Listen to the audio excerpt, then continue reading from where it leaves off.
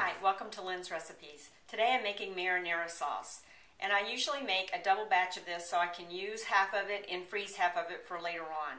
To make the marinara sauce, this is what you'll need.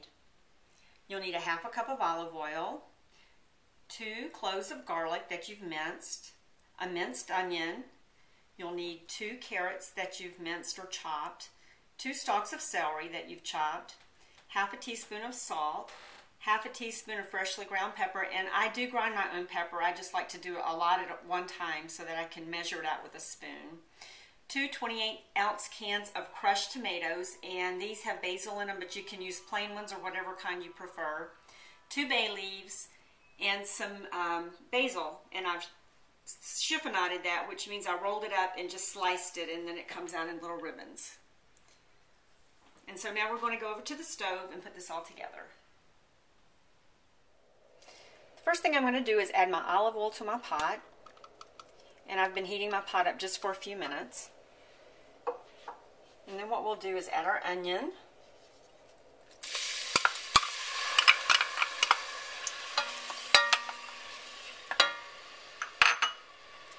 and our garlic,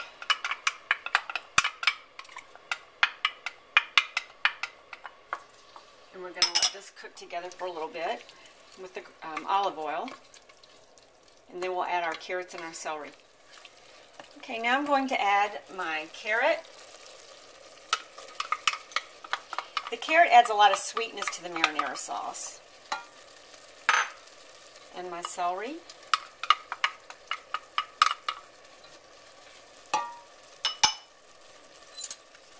And my ground pepper. My salt. And later on, you can adjust the seasoning. If you need more salt or pepper, you can add that at the end. Now what we're going to do is let this kind of cook for about 10 minutes for the vegetables to soften. Our vegetables are done getting tender in the olive oil, so now I'm going to add the rest of the ingredients to finish this up. We're going to add our 2 cans of crushed tomatoes,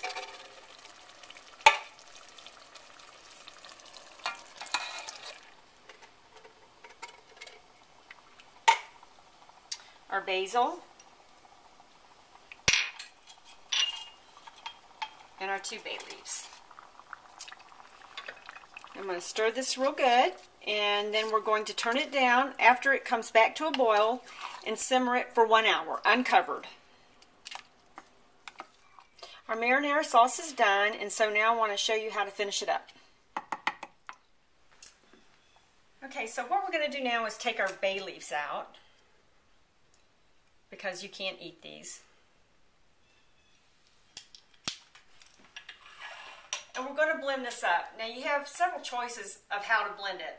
I'm actually going to use an immersion blender, but you could put it in a blender or you could put it in a food processor. The thing to remember is that you have to be really careful when you're blending hot liquids so that they don't splash on you and burn you. So I'm going to go ahead and use this immersion blender and show you how it looks after it's all blended up.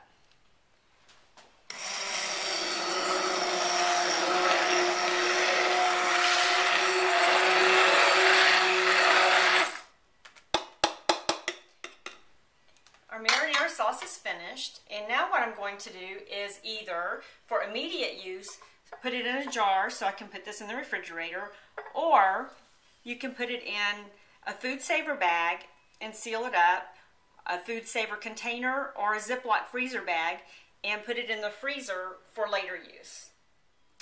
These are our finished marinara sauces. Now, this is a good sauce to use for pasta, pizza. You can use it in a casserole for a dipping sauce. Any place that you would use a tomato sauce that you would buy at the store, you can use this sauce for. I hope you enjoy it.